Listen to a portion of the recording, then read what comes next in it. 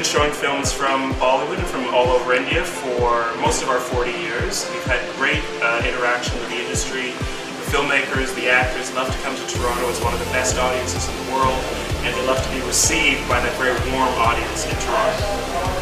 I think these kinds of conversations are very important because even though we're a small cultural world, we don't know really the detail of how festivals run in the West.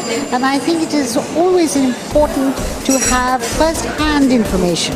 You can check things on the net, but it's not the same as speaking to the artistic director of the Toronto Festival. So it's wonderful that he's here.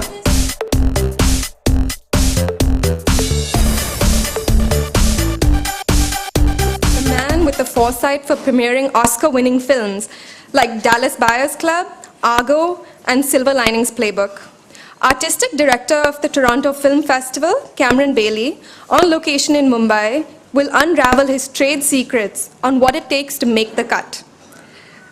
Mr. Bailey is responsible for the overall vision and execution of festival programming, as well as maintaining relationships with the Canadian and international film industries.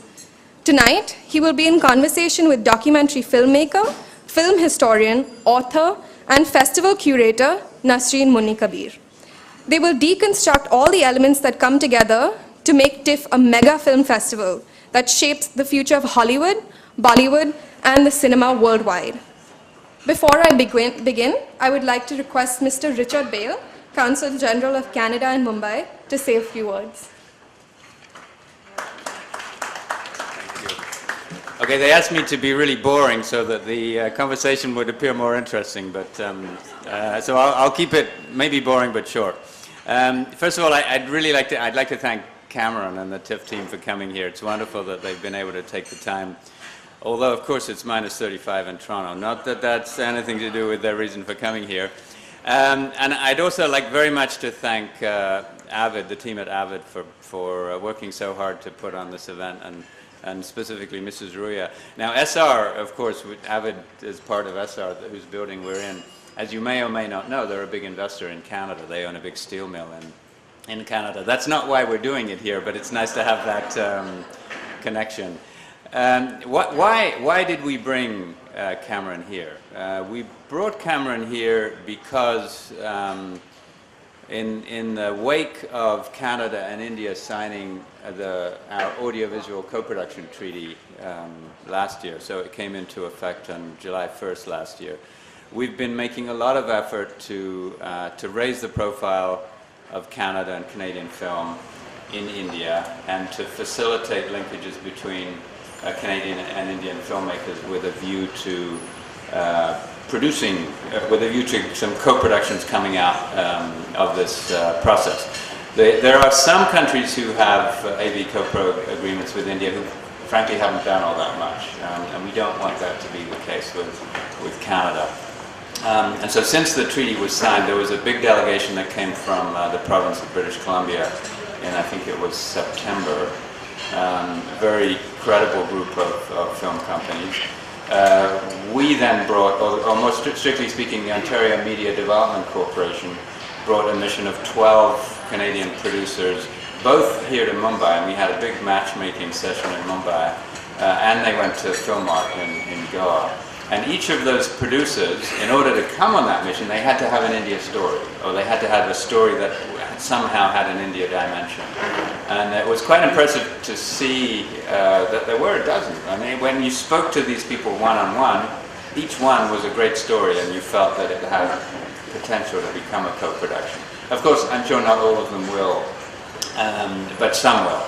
And then it was actually at Film Bazaar that I was introduced to Anu, who said to me, wow, it would be great if you could get Cameron Bailey to come here, because he could really, TIFF is such a big success, he could really help MAMI, as it reinvents itself, he could help MAMI also grow into a world-class and sustainable film festival.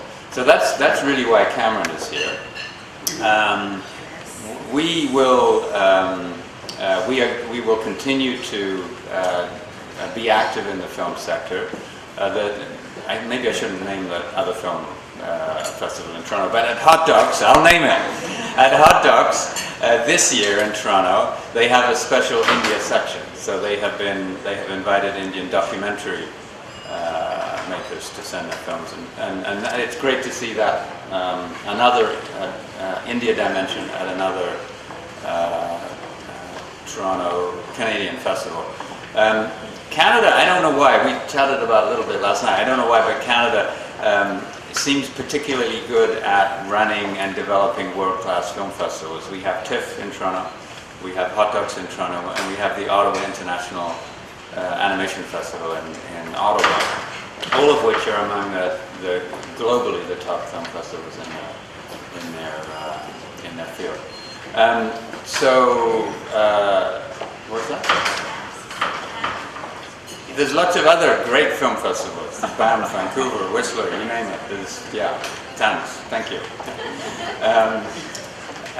Okay, so with that, gives me great pleasure to welcome Cameron back to Mumbai because he's a frequent visitor here, and we look forward to seeing him in the future. I will point out that we have printed up these little cards which you'll find at the table at the back which talk about some of the film activities that we have planned in the coming months, and there will be more after that. So with that, welcome, and welcome to all of you. I look forward to the session.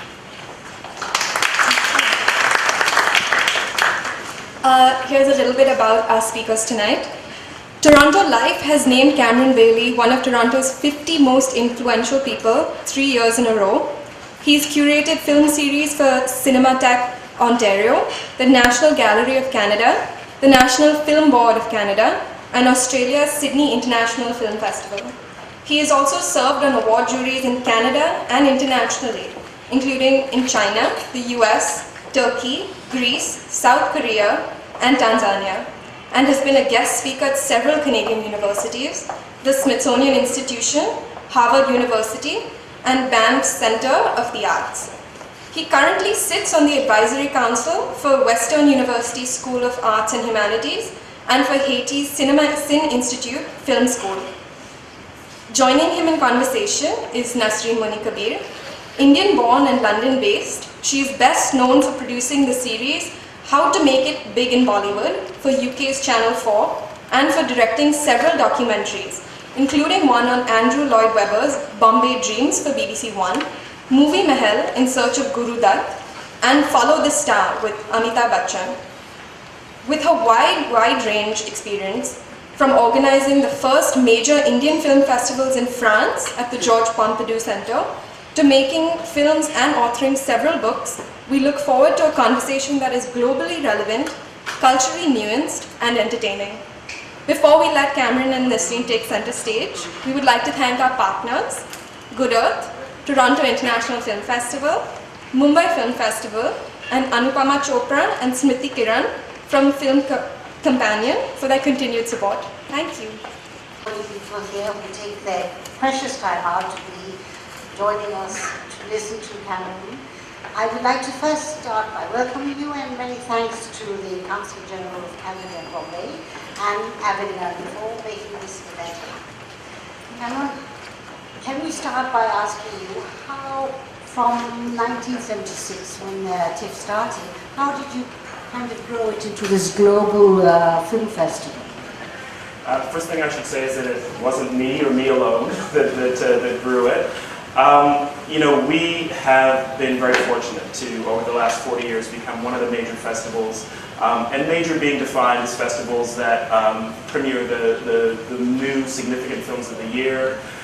We began in 1976 in Toronto. We were started by 3 individuals, our founders, who went to the Cannes Film Festival every year, and they hung out on the beach at Cannes, and they saw the movies, and they saw the stars and the starlets, and they thought, why can't we have some of this back in Toronto? We don't have the beach, we don't have the beautiful weather, we don't have the yachts, but can we bring some of this magic back to Toronto? And what they decided to do was to try to mold something in the shape of Toronto. So that meant that it wouldn't necessarily be just about the red carpets and the kind of the fancy French glamour, you know, that they have at Cannes, but it would also be about something more democratic. And they wanted to start a festival that was more audience friendly, that was about the interaction between the filmmakers and the audience, that allowed regular people, regular moviegoers, your ordinary film fans, to actually get close to filmmakers, to not feel such a distance, to be able to interact with them. So they started that in 1976. It became slowly a big hit, and we got some very good support early on from some great advocates. We had Martin Scorsese come up, and he was the subject of a tribute in 1982. The great film critic Roger Ebert, the American film critic from Chicago, came every year with his wife Chaz. They were great supporters. He was one of the first people to say, this is the most important film festival to attend. So that was a big deal for us. And then certainly films began to just pop up out of Toronto. In 1999, actually before that, in 1983, a film called The Big Chill premiered in Toronto. Went on to an enormous success, and it was one of those films that the studio at the time didn't quite know what to do with, because it didn't have big name stars at the time. It was a relationship drama with some comedy in it. It had death at the beginning, and so there was all kinds of things that made it a little bit of a difficult sell. But the audience in Toronto embraced it, and that went on to great success. Same thing happened with American Beauty in 1999. Again, Studio DreamWorks didn't know what to do with this film. Was it a comedy? Was it a drama? You know, Kevin Spacey wasn't well known at the time, so they brought it to Toronto to see how it would do with the audience, and it did terrifically well. And so that has been what's made it a place that filmmakers want to come to year after year. Studios want to bring their films to. So that same thing happened with Juno, the Jason Reitman film, with Slumdog Millionaire, Danny Boyle's film, which famously almost went straight to video in North America, and instead was embraced by the Toronto audience and went on to, obviously, Best Picture Oscar. The King's Speech, Argo. Just this past weekend, we were able to sit in Toronto and watch the Oscars and realize that films like The Theory of Everything, that Eddie Redmayne premiered at our festival, Still Alice from Julianne Moore premiered at our festival, Nightcrawler. You know, we had The Imitation Game as well, with crazed fans for Benedict Cumberbatch on the street. So all of these things started in Toronto, and they start with the Toronto audience, which I think is the most important thing. But actually, the kind of films that you're talking about, what seems to be really interesting is that they are just the next big thing. And it's just finding the edge of cinema. And that, I think, is really why you have developed such a fantastic reputation, to actually be able to have foresight rather than actually go with what everybody else thinks to be a good film.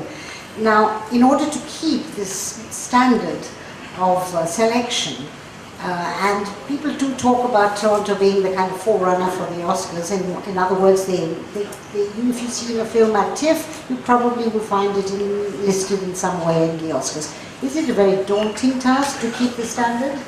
You know, I think it would be if we went into our selection process thinking, I have to pick the Best Picture nominees for 10 months from now, or sometimes a year from now, because we're actually watching films right now for this September's festival.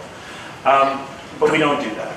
And we have a terrific team of programmers, 18 people who are experts in their field, who are passionate about cinema, and who are trying to find films that they think represent the best filmmaking of the year and that are going to really resonate with our audience. So their job is to choose what they think are the best films. Some of them then go on to enormous success, some don't. But we really just try to do our best to select the best films, and we're supported by a remarkable team at TIFF as well. Right now, in addition to the festival, we have a building called TIFF Bell Lightbox, which is run 365 days of the year. We're running films both in new release, we do Cinematech programming. There are 200 full-time staff that are supporting the programming. One of them is here tonight, actually, Natalie Liu, our VP of Operations and Visitor Experience, and the entire team is really devoted to finding and presenting the best possible films we can. Basically, you're saying that the Lightbox actually continues the relationship between an audience and cinema, and in that connection, for people who are not familiar with Canada, can you tell me a little bit about whether Canadians love the movies? I mean, you're in a country which really absolutely adores cinema. What's happening in Canada? Well, Richard mentioned the weather in Toronto, minus 30 roughly, and that means we spend a lot of time indoors. So one of the best things to do is to curl up with a great movie. And over the years, we've really cultivated, I think, an audience that's passionate about movies, that knows cinema very well, and it's been a kind of a mutual relationship. So when we started in 1976, Toronto, I think, was like many other North American cities, and in fact, culturally, probably wasn't as strong as some other North American cities, because we were looking elsewhere. We were looking to New York, we were looking to LA, to London, to Paris for the leading elements in culture, for what was interesting and new in literature, in cinema, and in other art forms. And then I think over the years, as we began to bring more and more interesting films to the city, our audience became more informed, more sophisticated about cinema, and then they began to demand more of us as well. So there was a kind of a symbiotic relationship where the more we showed them, the more they wanted to see. The more we fed, the hungrier they got. And I think that relationship has been really productive. And the Hot Dogs Festival was mentioned. That's really one of the leading documentary festivals in the world, and it started in Toronto because we had a strong international film festival in TIFF, but it wasn't showing as many documentaries as some wanted. So they said, let's start a documentary festival to show even more docs to this audience. And then other festivals started up, a short film festival, an Asian film festival, a Latin American film festival, a lesbian and gay film festival. And they were all in reaction to what TIFF was doing, because they felt that as strong as TIFF was, that there was more that audiences wanted to see. And again, that process of feeding the audience more to make them hungrier for more just really created this very strong film audience in our city. I'd like to know that most people here, and for me too, there seems to be such a blurring between America, the US obviously, and Hollywood films and Canadian films. But there obviously has to be something very specifically cinematic about Canadian cinema. Could you tell us a little bit of what we would look out for in a film to say, well, this is from Canada, not from America? Well, if you can find a film from Canada, that's a good start. Because the Canadian films, as strong as they are and as successful as they are at film festivals, this past year at the Cannes Film Festival, there were 3 films from Canada in the competition section. I don't even think there were 3 French films in competition in Cannes this year. So David Cronenberg's new film, Xavier Dolan's new film, and Adam Goyanson's film were all in competition in Cannes this year. So the filmmaking is strong, but it's not widely disseminated because we don't have a Hollywood studio system like they do in the US. It's not a commercial cinema in the way that Hollywood is. The numbers in terms of money and box office and budgets for the films are much, much smaller. An average Canadian film is probably being made for, I'd say, between 5 and 15 million US dollars, as opposed to the 75 to 150 million US dollars that most Hollywood studio films are made for. So the scale is very different, but actually that frees up the filmmaker in some ways. So someone like David Cronenberg has had many opportunities to make films in Hollywood. He's been offered all kinds of films, sometimes surprising films that were offered to him. I think he was supposed to do Flashdance at some point. He was, for that movie, given a very strange version. But he chose instead to stay in Toronto, to make films at home, at the budget level that gave him the freedom to maintain his own creative vision. So he doesn't have studio executives looking over his shoulder saying, are you sure you don't want to cast somebody else? Are you sure you don't want to make it this way? His new movie, in fact, Maps to the Stars, is a very caustic, scathing satire of Hollywood, which he absolutely could never have made in Hollywood. Yeah. Just to know, have a lot of people here seen any of David's films, David Cronenberg's films? Yeah? It's really, you must see them because they're very powerful, really excellent films. Can you tell me, if you were to kind of program a Canadian film festival here, which films do you think the Indian audience, people here don't seem so familiar with David Cronenberg, so which films do you think would appeal to an Indian audience?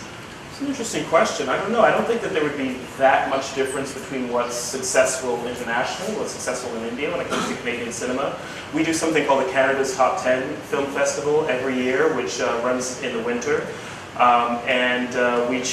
have a panel that chooses the 10 best features, the 10 best short films, and we play those in our own building in Toronto, the Lightbox, and then also across the country in 6 different cities across Canada. And the films that really are the most successful are films like David Cronenberg's Maps to the Stars, Xavier Dolan's film Mommy, which was at the Cannes Film Festival this year.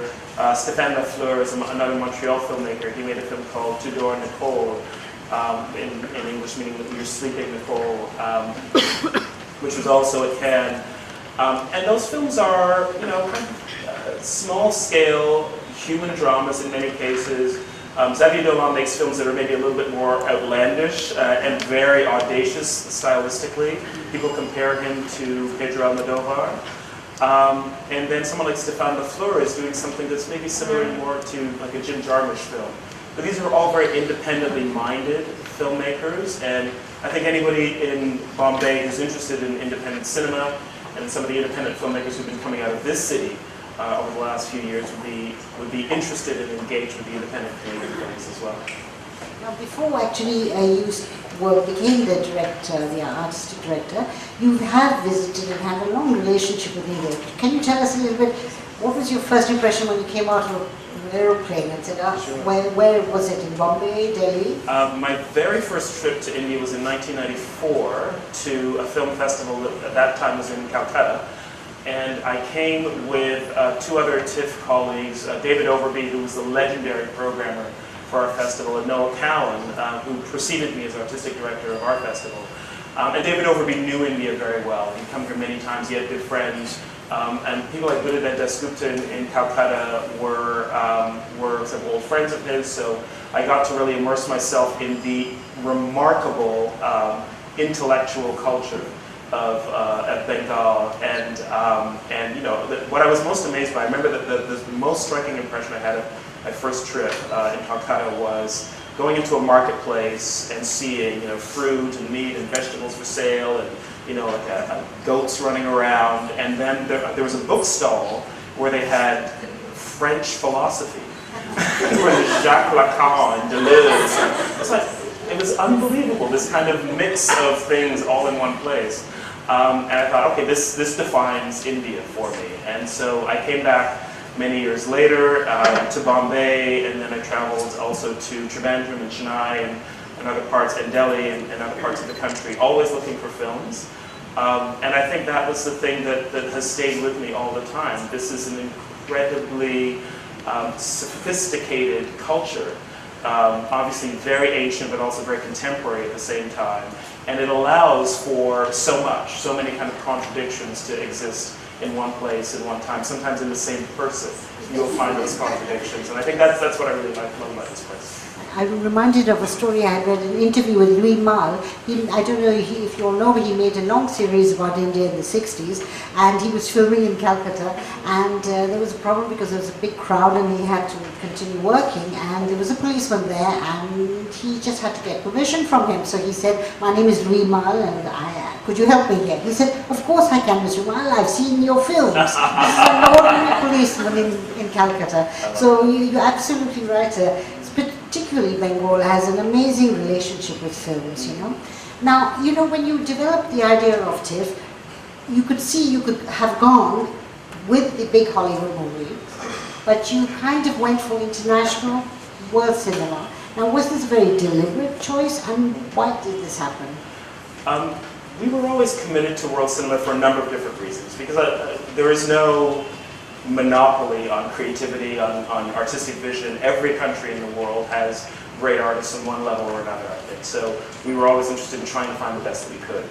At the same time, Toronto is a remarkably diverse city. Those of you who visited or have read anything about it or know some of the writers or other artists that come out of Toronto, you'll know it's often called the most diverse city in the world. More than half of the people who live in Toronto were not born in Toronto. So if you think about that for a second, every other person you see in the city comes from somewhere else.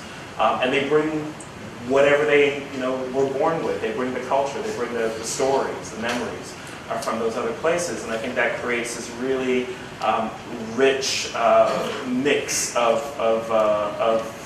responses to how people experience the world. So people are bringing not just the kind of a common culture, but they have to understand that whoever I'm talking to on a daily basis in Toronto may have a very different experience from me, and I think that opens people up in an interesting way, because you can't assume that what you know is the same as what someone else, your fellow Torontonian, knows. So that was another reason to bring international cinema to the city, because we felt that wherever we find these films, there will be a resonance in the city. So typically at our festival we have films from about 70 different countries every year, and there are easily people in the audience for every single film we show from all over the world, all of these 70 countries, who have a personal experience that reflects what's going on the screen. So there were lots of reasons to do that, and one of the other things that I think is worth noting is that we always made sure to have a programming team that was as diverse as possible, to try to find these films, to make sure that we didn't have a uniformity in the taste and the judgment that we use to choose the films. So our programmer who chooses our East Asian films is an Italian who lives in Rome, who's fluent in Mandarin. We have a programmer who's based in Beirut, who speaks Arabic and French and English, and travels all over the Middle East and Africa. Our Latin American programmer is half Colombian, half Spanish, and has lived all over the world as well.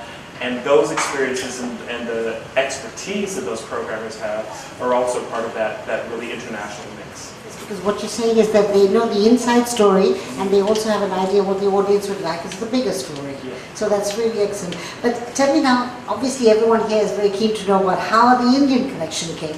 Your personal love of India and affection for India is one thing, but how did you then start programming Indian films? And do you remember which was the first one you programmed? Okay. So we have a 40-year history with Indian cinema, and we also have a Cinematechnics program, retrospectives of most recently Raj Kapoor. We've done Guru Dutt. We've done Satyajit Ray many times, and Ritwik Ghatak and Manny Paul, and all of the great independent art house filmmakers from India, and we were programming them at the festival whenever they had new films over the course of the 40 years. But I think what happened, I took on this job in 2005 as the person selecting the films from India and the rest of South Asia, and essentially it was kind of handed to me. I had been a programmer doing Canadian films and then African cinema and a little bit of international European cinema, and then I was essentially given the challenge of India. And I had to rise to that challenge, and I had to, get up to speed and watch a lot more and immerse myself more in Indian cinema.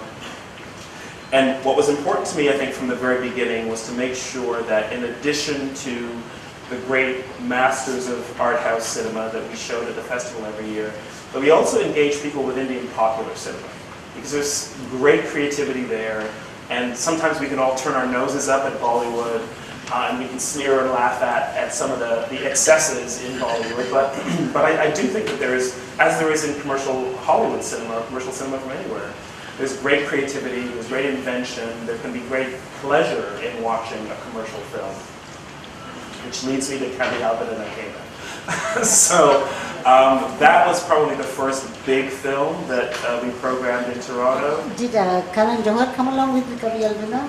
Yes, he did. So this was a bit of a risk, and it kind of broke some of our rules, and we didn't do it exactly the traditional way.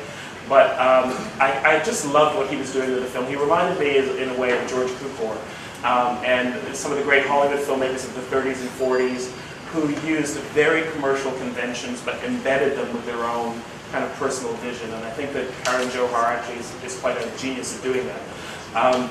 And so I saw the film here and invited the film, and we wanted to make a big splash in Toronto, and so not only did Karan come, but Mr. Bachchan came as well, and so did Shah Rukh. And we are used to the stars at our festival. We got some fairly famous names who come through every year. And I remember we were showing this film, I think on a Sunday, and the Saturday, the night before, we had the new Brad Pitt film on the red carpet.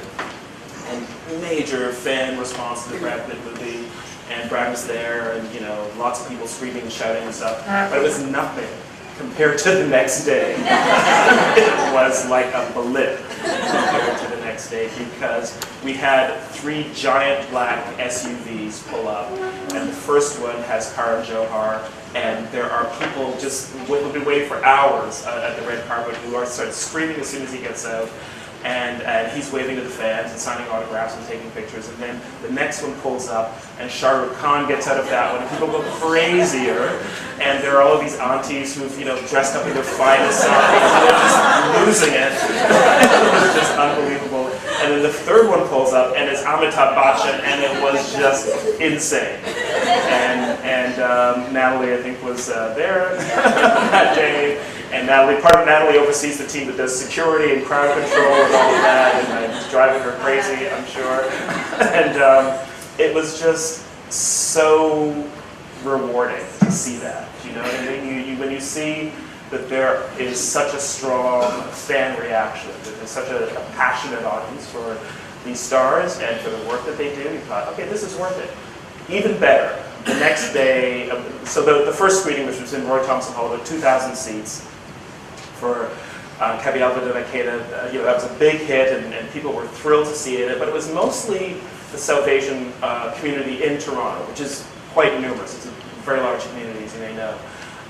The next day, we did a repeat screening, and we didn't have Mr. Bachchan or Shah Rukh, but Karan stayed over, and he came to the repeat screening, smaller house, maybe 500 seats, and mostly not the South Asian community, mostly actually just, you know, other Toronto citizens. Largely white, actually, and they loved him, and they loved the film, and the lights came up at the end, and there were tears, and people were so just emotionally drained from the experience of watching it. And these are people who many of them had never seen a Bollywood movie before, and so then I knew that we had something, that there was a way to show very commercial Indian films in a festival context, and that could work. And of course, we're still showing very cutting-edge art house films, but every now and then we like to kind of just wow our audience with something Bollywood. Actually, it's amazing that I think that to a great extent the white audience in Europe as well, because that's been my experience, gets fascinated by the popular film because Indians are fascinated by it. So they come because how can this person, Shah Rukh Khan, get 30,000 screaming people of all ages? It's not just, you know, David Beckham's fans, it's every age. And I remember in Paris once at Vive Zara was released, and there was an event at I think Virgin Records or something on Champs-Élysées, and at that time the French decided, I think 4 policemen will do. The next thing you know, there were 5,000 people in a room about this size, and then there was a battalion of French policemen who showed up. Because nobody can quite imagine the hysteria. I think you can. You see it on television all the time. But I'd like to know whether as you have been showing the films every year, has this kind of wider, or should we say whiter audience, has it grown? I think it has. I think there's a great interest now in Indian cinema, from the commercial to the very independent. There's a greater knowledge about it now. So in addition to the Cabial Vidavakeda team, you know, we've had Rani Mukherjee, we've had Priyanka a couple of times. We've had Amir Khan come with Dobhi Ghat, with Kiran Rao's film. So we've had, I think, a real wealth of some of the biggest stars.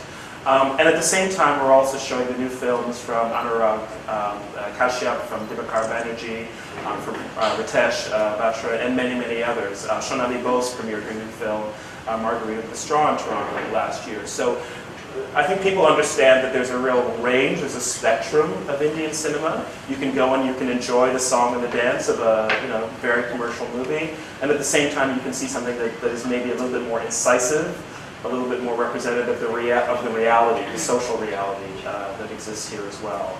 And you don't have to choose, you can have both. Yeah.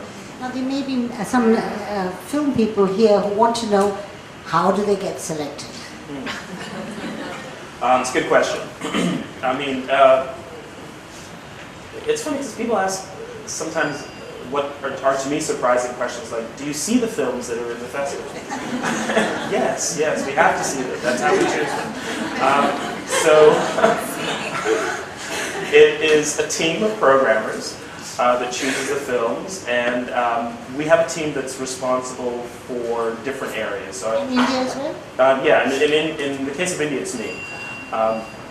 But we like to find people who really know their fields very well. It might be a geographical region, it might be Latin American cinema, it might be East Asian cinema, it might be Eastern European cinema, or it might be a form of filmmaking, like documentary films. We've got a programmer for documentary, we have a programmer for experimental film, we have a programmer for genre film, for horror movies and action movies, that sort of thing as well.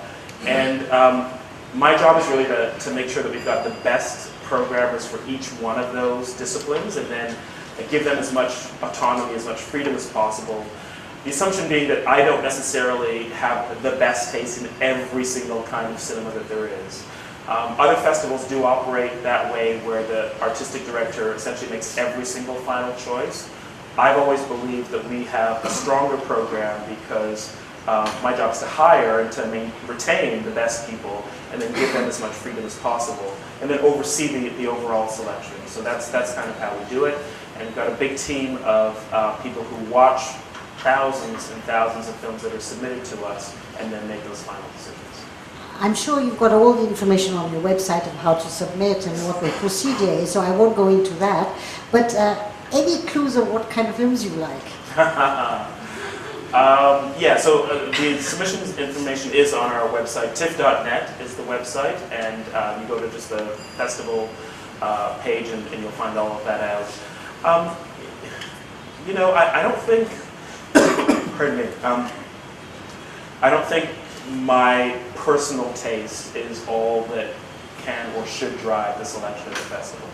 I do have certain kinds of movies that I like, but I find that it's a fairly wide range. Like, I think most programmers who are any good, really, or who are able to last in festival programming, need to have a fairly diverse and wide-ranging taste. So, you know, I like good romantic comedies, I like good thrillers, I like good experimental films. It can really vary, but I think I'm always looking for is a distinctive voice from the filmmaker, and you can find that I think in any art form, where you know you're in the hands of someone who's got something to say and has a unique way of saying it. And then also, you know, one of the maybe occupational hazards of being someone who watches, I watch maybe 700 films a year. When you're watching that many films, you tend to gravitate towards something you haven't seen before. You know, something that surprises you, something that's new. And I think you have to temper that a little bit, because just because it's new doesn't mean it's good. You know, so I am fascinated by filmmakers who are able to show me something that I've never seen before. That's very rare because I see a lot, but that's interesting, but that's not the most interesting thing. Sometimes someone who's just able to execute a very familiar form of filmmaking in a highly skilled way can also be really satisfying. So, yeah, that's another thing. He's left it very open for the filmmakers here. But obviously you have, you are open to all kinds of films, so it's not like the popular guys think it's only in independence or vice versa. Can you tell me, is there something that is important to know in terms of the preparation for a festival like you? And I was thinking more about, should the filmmaker be at the festival? Is subtitling very important? Are press releases? What do they do once they're there? Sure. Maybe I should back up first and just talk a little bit about what's important when you're submitting a film to a festival. And there are many sort of basic logistical things. You know, get it in on time. Make sure that you follow all the instructions that each festival asks for you. Many festivals have different requirements, and you don't want to get tripped up on a technicality and have your film, not be considered properly. So I think that's really the most important thing. I think submit your film in its most complete version that is available by the deadline. I think it sometimes helps to try to contact the programmers directly if you can. It's not always possible for programmers to talk to every filmmaker who's got a film to submit, but if you can get in touch directly, that's sometimes useful. What's maybe not so useful is to essentially tell us the story of your film. because we just want to see the film. You know what I mean? So, excuse me, I've just got a little bit of a coffee. I think I will have some. If there is some kind of information external to the film that's important to know, that can be useful. You can maybe write a note along with your submission, or you can, send that information in. But what can become a little bit tedious sometimes is when somebody just tells you the story of their film and they've got the film right there. You think, I would just rather be watching this, So that's one thing I would suggest. Now, if you are fortunate enough to be accepted by any festival, really, the most important thing to do is to take the best advantage of all of the opportunities that are there. And different festivals offer different opportunities. Our festival, I think, maybe the main thing you get from it is an experience with an audience. So being there to introduce your film, be there for the Q&As, be open to the audience reaction. Audiences can often tell you a lot about your film that you don't know, because they're not your friends, they're not your crew, and they react to films differently. And sometimes they tell you things even that maybe you don't want to hear, but that are useful for you to know, if not for this film, but for the next one. So I think those experiences are really important. Take advantage of the media opportunities that exist at any festival. Be prepared for that. Because you've got the press from around the world who come to you. Yeah. We have about 1,200 journalists who attend our festival, who cover the films there. They're looking to see new work. They're looking to discover new talent, new filmmakers. And you have to be prepared. You have to have a plan for making your film known and present in front of those journalists. Bearing in mind that we show about 280 feature films every year. And it's sometimes hard to pop out because they include some very, big, very anticipated titles. And of those 280, about 140 of them, about half of them, are world premieres. They've never been seen by anyone before. So the journalists are all rushing around trying to see the new films, and you have to make sure that you give them a good reason to see yours. So promotional materials, good website, a good campaign, using social media, all of those things are important. And then also remember that festivals are huge networking opportunities. And so, if you can get yourself out of your hotel room, out of the cinema, and meeting people, and not in an obnoxious way, but just finding opportunities to connect with people who may be like-minded, who may have actually a similar taste to you, at a similar stage in their careers, be able to help you in one way or the other. That's also useful. And then finally, there's a kind of a hard commerce aspect to our festival as well. Films are bought and sold at our festival. Typically about $40 million in business is done, in deals, buying and selling a film is done at our festival every year. And if your film has any prospect of distribution, whether in North America or in other territories, that's a great opportunity because we have hundreds of buyers from around the world who are at our festival looking for what they call content and what you call your heart and soul. And they want to buy it if they think it's good for their territory. So basically, the fact is that if you get into the festival, you have a wonderful audience, and you also have the possibility of meeting other filmmakers and so on. But on top of that, you're saying there is a market. Now, is this market basically a Canadian market or is international? No, it's very international. And the Canadian market is quite small. There are Canadian distributors who are there looking for films, but that's a fairly small territory, really.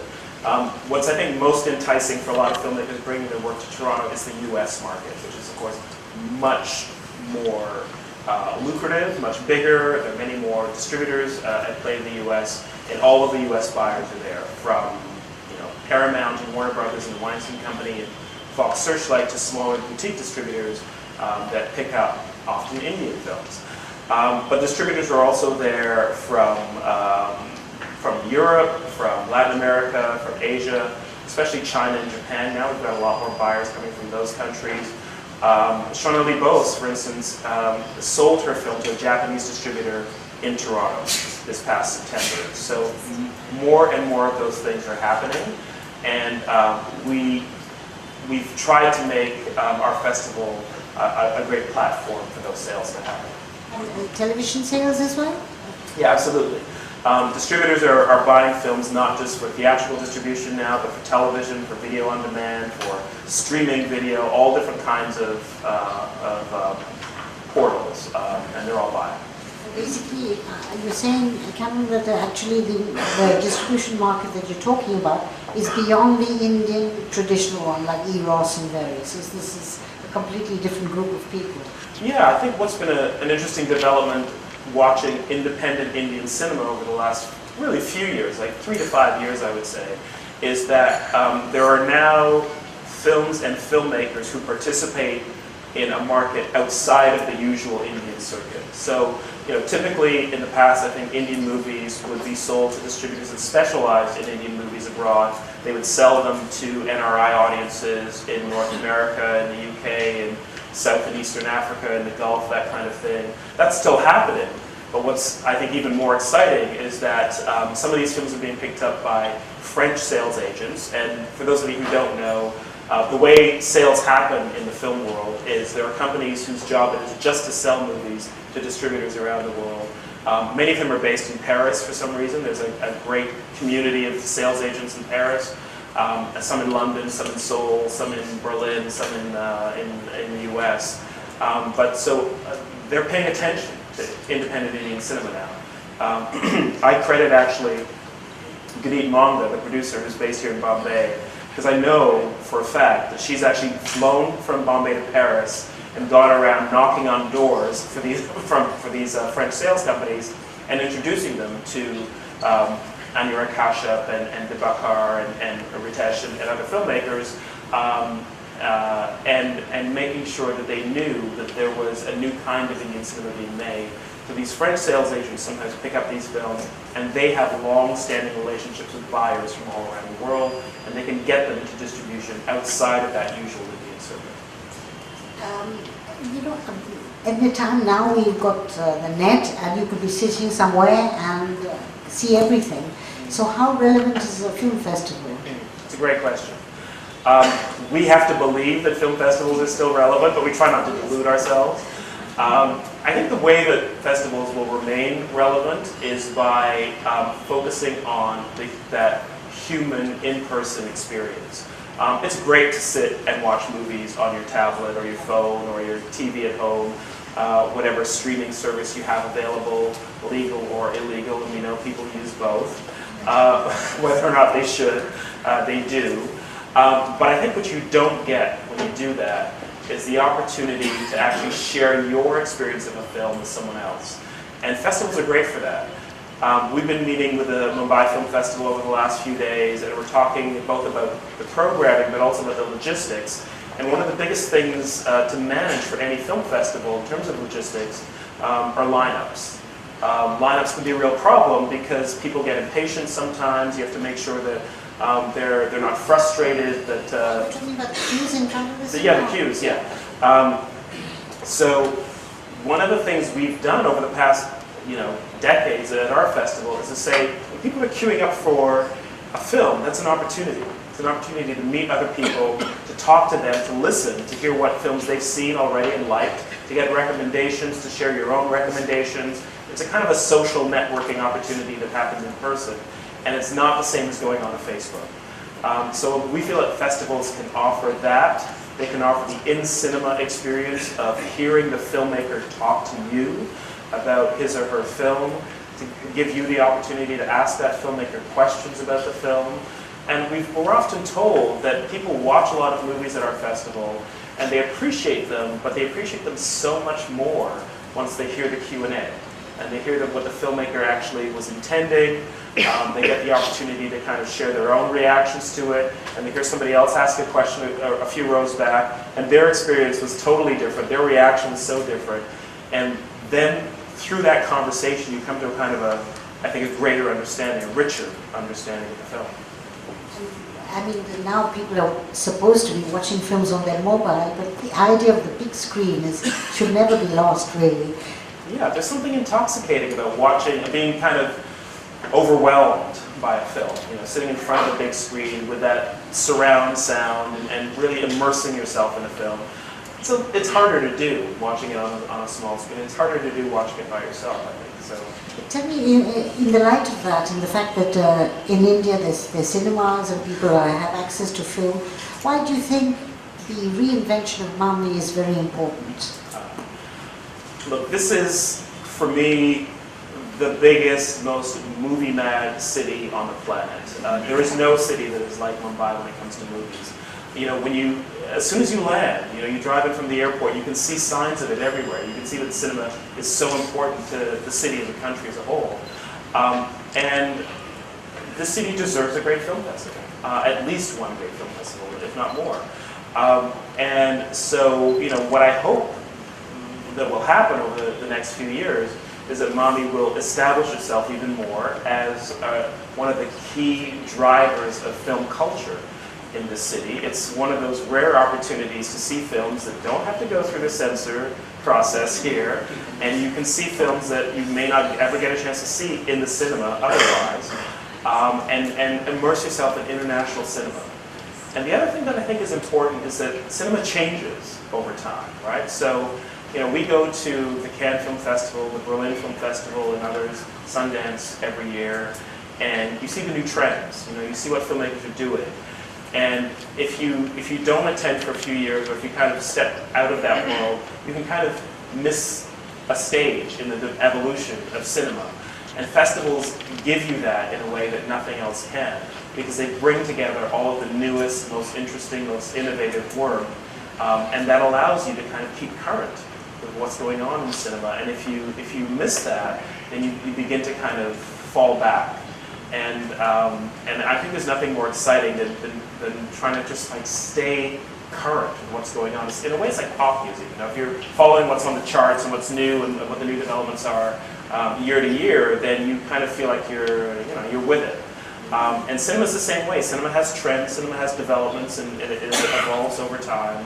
And that evolution is most visible at film festivals. So that's another reason. And also another thing that's quite interesting about Mumbai, it's been actually the Kiran Rao and all her team are all the young filmmakers, and they're making films for this generation of cinema goers, which is a big difference. And everyone keeps telling me that I don't know if it's 50% or 500 million or 600 million in terms of the population is under 25 in India, which is a very, very young country. So that if you've got a festival that is being actually programmed by younger people, then maybe there will be new energy in there. I think everyone is going to be quite anxious to be asking you questions, but I just wanted to finish by saying that it sounds like you've got a fantastic job and really an ideal job. And just tell me that it sounds like you've seen thousands and thousands of films, but if you were stranded on a desert island, which 3 DVDs would you take with you? You're only allowed 3. Okay. Can they be Blu-rays? They can be, well, maybe. Because if I'm going to be on the island forever, I want to see good resolution. You know, it's funny. The question is this a great job? It is absolutely a great job. Sometimes people ask me whether it is a job, and I remember landing at Heathrow a few years ago, and I'm going to watch British films, and the customs and immigration agent asks me what I do for a living, and I say, artistic director of the Toronto Film Festival. What is that? Oh, you know, we choose the movies for the festival. Is that a job? Yes, it is. So it's so hard to choose. I mean, there are some films that resonate with me emotionally because I saw them at a particular moment in my life, and they opened my mind in new ways, and I saw something new. And it's not even the quality necessarily of the film, but the film turned a key somehow, and you always love whatever art form, whatever book, whatever film, whatever piece of music does that for you. So for me, Alfred Hitchcock's film Vertigo is one of those films I can return to over and over again. It's deeply disturbing, but it seems like it has this very smooth surface, but there's so much going on underneath, which I love. Chris Marquis' film, Sans Soleil, the great French essay filmmaker, that's another film that I find endlessly rewarding. I saw it at a particular moment where it was very meaningful to me. And then Wong Kar-wai's film, a Hong Kong filmmaker, made a film called In the Mood for Love, which is just magnificent.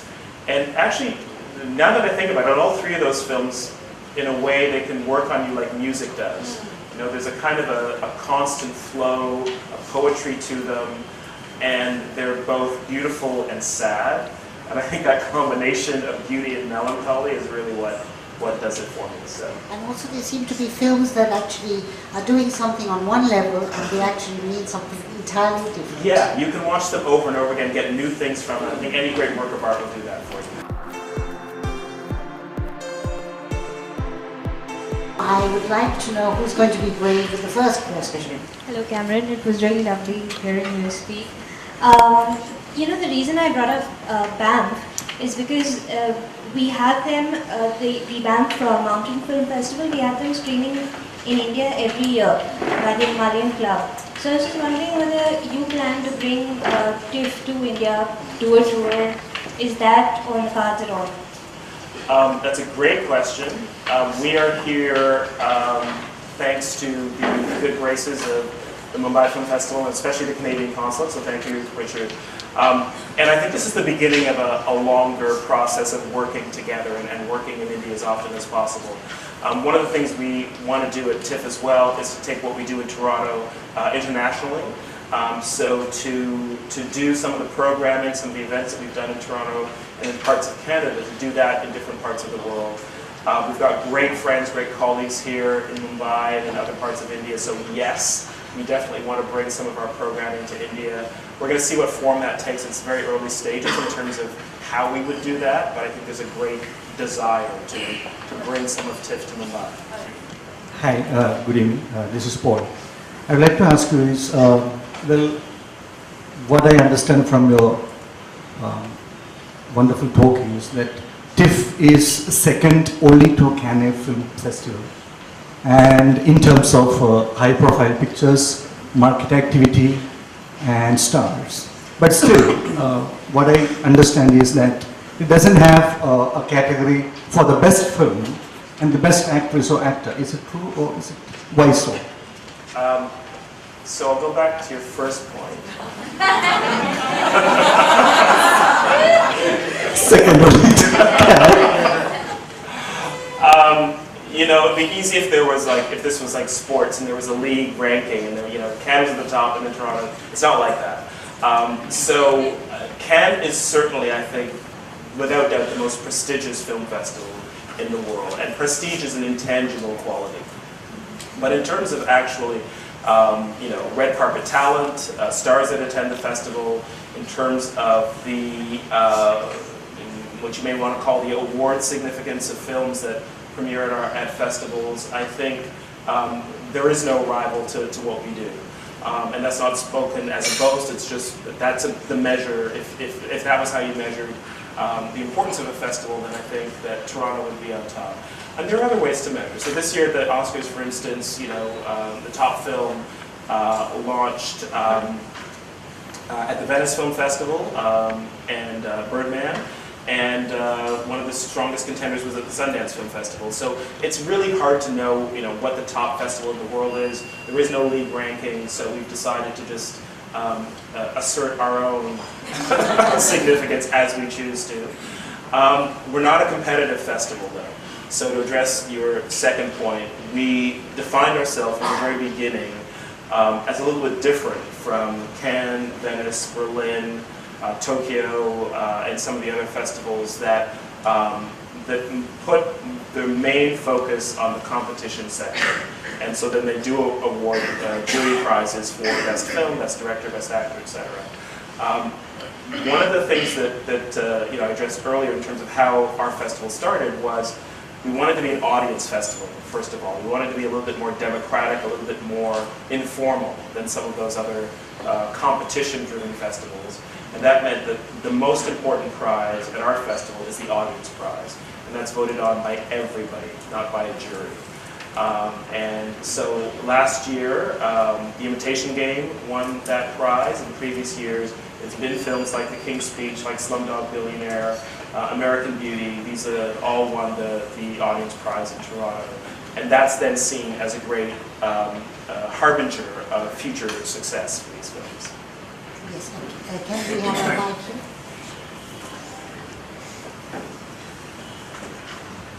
Thanks. Hi, this is Vivek. I suspect somewhere that maybe you've partly answered what I was going to ask you, but I'll still repeat my question to have it more clearer.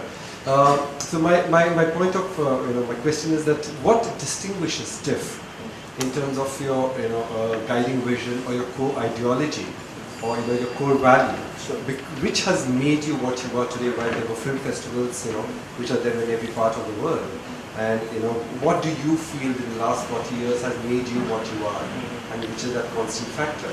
And is there some kind of collaboration where you would become a part of MAMI and where you would have a tie-up to develop MAMI as a festival?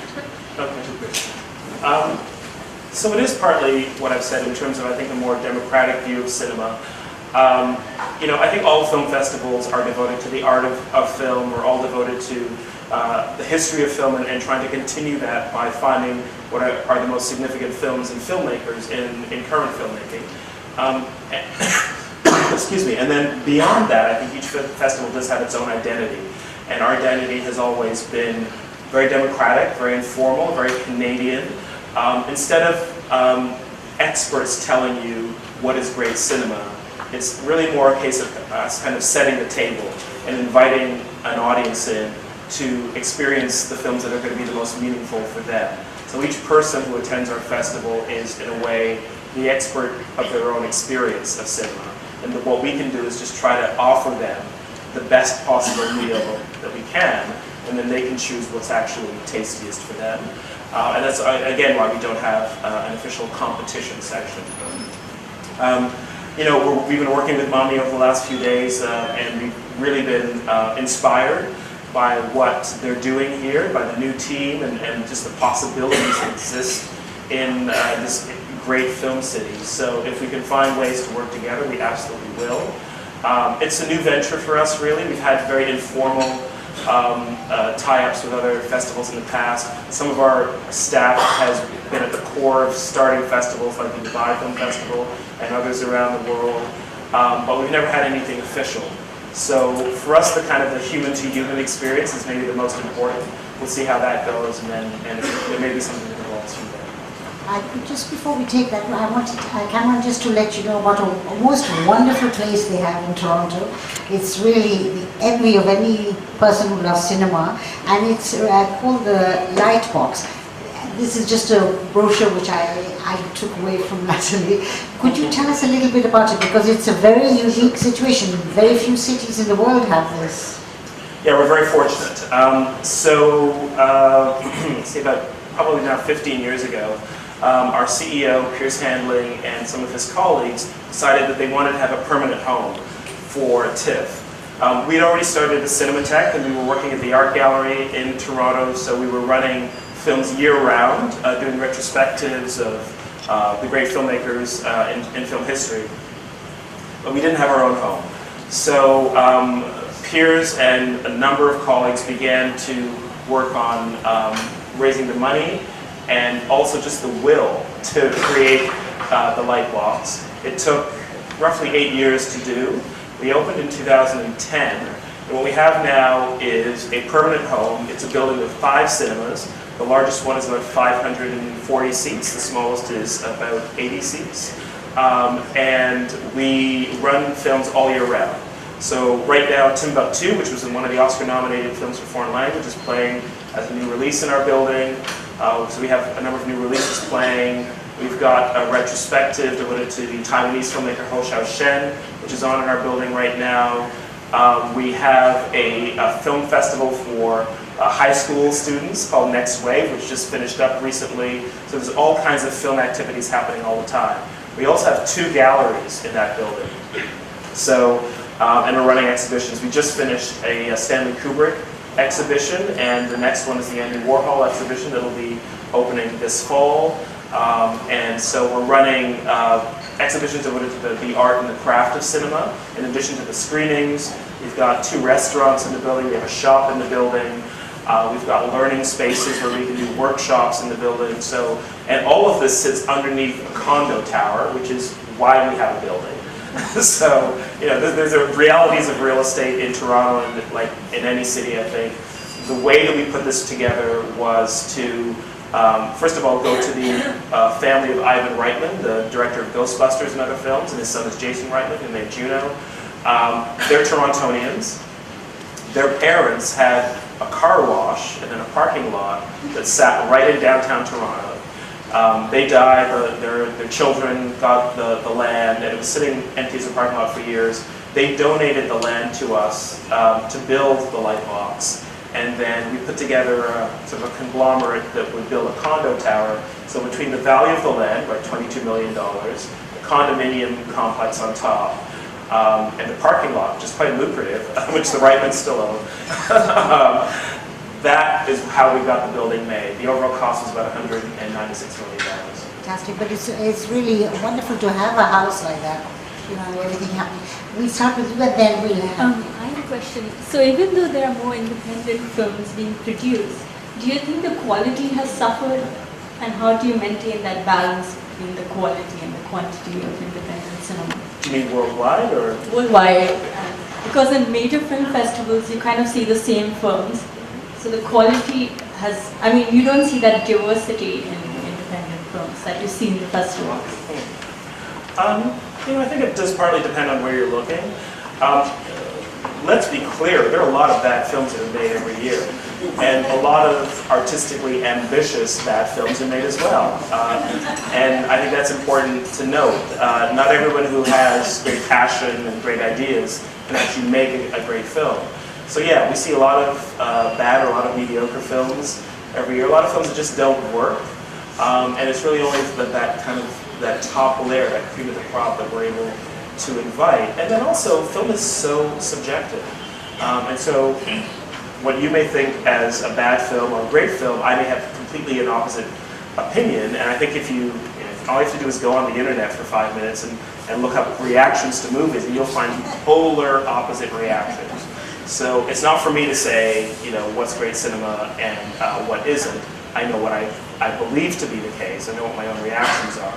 But I think what we try to do at the festival is present what our programmers as a team believe is the strongest proper films we can, and then our audience will tell us how they react. So the gentleman over there, there are lots of hands up. Can you pass the mic to him? Yes, take yes. You mentioned that the progress of TIFF was also because the audience in Toronto also evolved.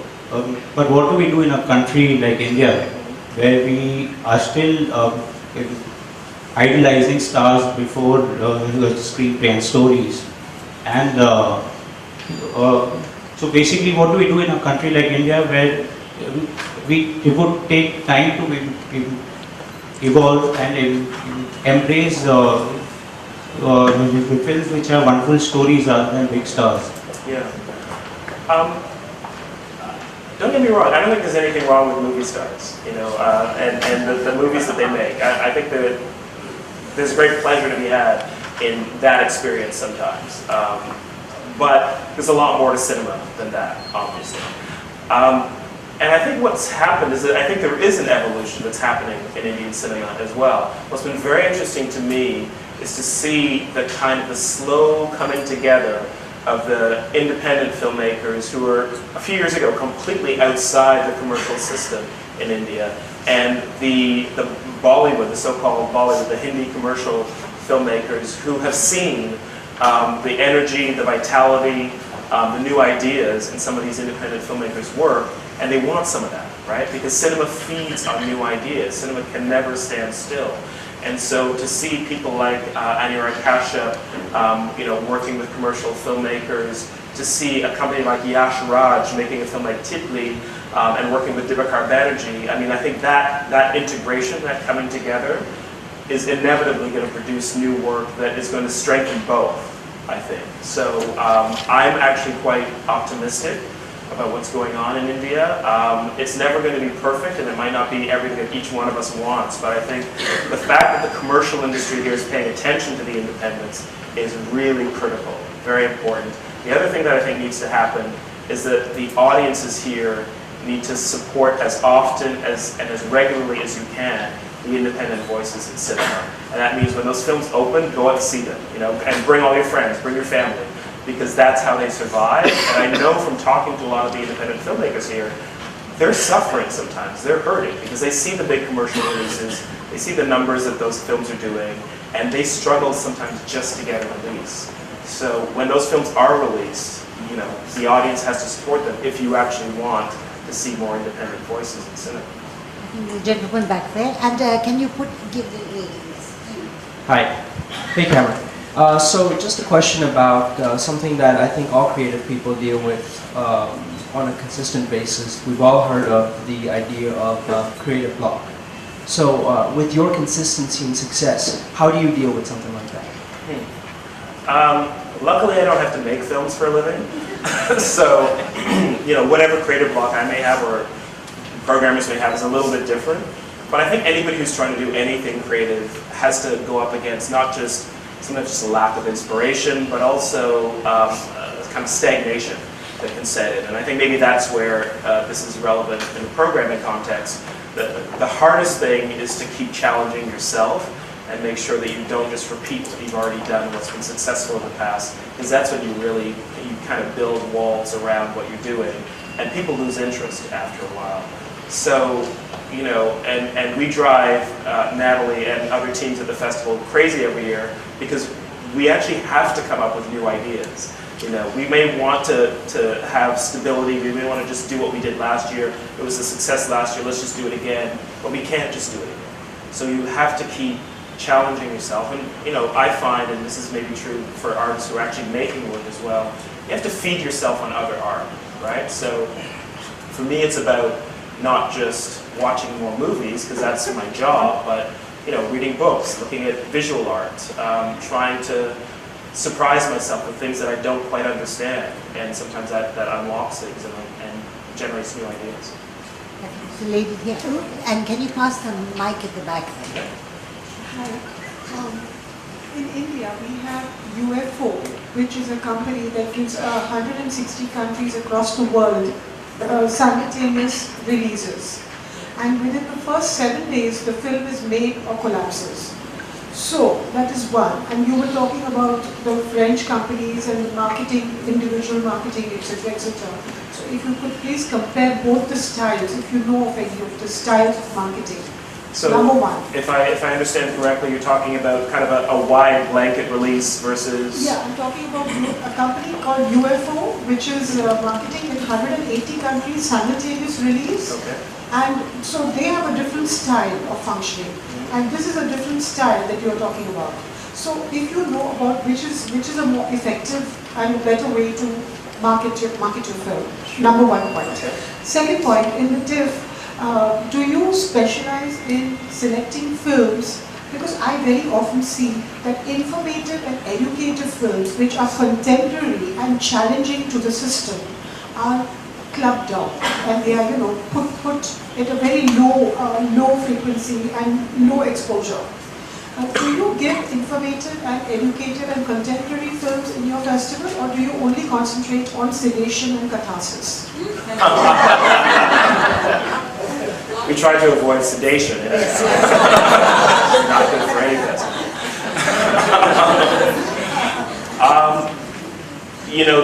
The idea of a kind of a mass-wide global release for a film is seductive, but I think it really only works with known quantities. So, a Marvel comic book movie can get that kind of a release.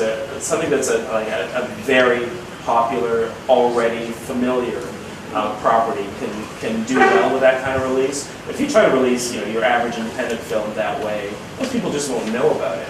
And what you'll miss out on is the opportunity for word of mouth and for people to tell each other, this is great, you should see it. And that's why what's called platform releases is usually the way that independent films do best. So releasing first in major centers in a small way, and then depending on word of mouth too, and media coverage as well, to generate more interest to take it to the next level. And I know that one of the films that we premiered a few years ago called Ship of Theseus actually had a really innovative campaign where they invited people around India to actually demand this film. Get enough people in your own city, in your own neighborhood, to ask for Ship of Theseus, and then we will bring it to your town. And I think that's probably going to be a more successful way, because that was not a known quantity, and the director was not, a famous director or anything, and then big movie stars in it. So actually generating that demand before the film shows up is probably the best way. In terms of your second point, we show a lot of films that are actually quite challenging to our audience, both fiction and documentary. We thankfully no longer, although we used to many years ago, but we no longer have to submit our films to a censor body at all. So our programmers are free to show anything to our audience. Now, the films are rated, so most of the films in the festival are for people 18 years and older and over. And we believe that they're capable of digesting and appreciating just about anything. And we'll throw some very, very challenging films at them. Challenging on a formal level, on a political level, in terms of challenging, sort of long-held beliefs. But we like that thing because it actually generates a conversation afterwards as well. I've been told that we have to wrap up soon, so I'll take the last question. Thank you. Hello.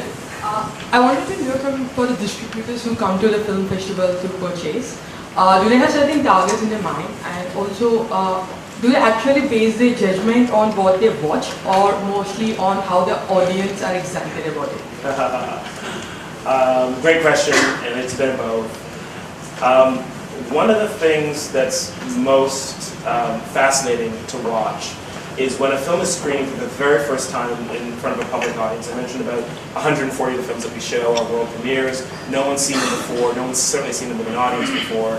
And when they are sort of what is called hot sales titles, so there's a lot of anticipation for the film, all of the major distributors, the Americans, the Europeans, the Asians, etc., will be in the theater that day. They'll make sure they got tickets, and they'll be watching. And they'll be watching not just what's on screen, but they'll be watching the audience. They like to sometimes sit in the back of the theater and watch the heads of the audience, watch whether people are shifting in their seats or not. Harvey Weinstein of the Weinstein Company is sort of well known for being a fairly impatient man. And so he doesn't even sit down most of the time. He will often stand at the back and walk back and forth and pace like a panther, watching the cinema.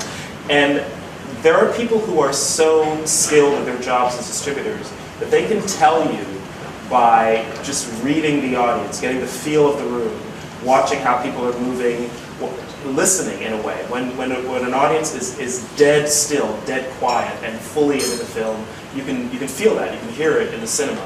And that equates to dollars in the bank for a distributor. So yes, they are watching that, and that reaction will often generate a lot of money. We premiered a film by Chris Rock, the American comedian, this year called Top 5. And it's a very funny film, and it's a film that depends on audience reaction. There's some really wild, very raunchy humor in it, and the raunchier it got during the screening, which was the first screening, the world premiere, the more the crowd was into it. They were laughing uproariously. They were laughing over the next jokes. It was a great, great screening. All of the buyers were there, and there was a bidding war for the distribution rights to this film afterwards, and it went all the way up to $12.5 million, which was a record for us, and that was because the distributors were in the room with that audience that night. So, yeah. It was a very engaging conversation. It has been an absolute pleasure hosting you. We would also like to thank Mr. Bale, Ritika, Elaine, and the Consulate General of Canada, Mumbai, for working with us to make this evening truly successful.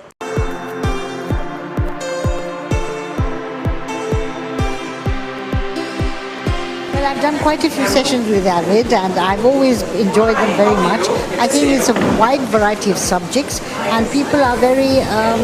they have a good audience, people come to hear, and I think it means something to people, and you've built a certain audience. the audience must enjoy the sessions and find different kinds of information. And the best kind of session is when they go away and they remember something. It isn't just a question of coming here and enjoying the sandwiches. I think people should actually take away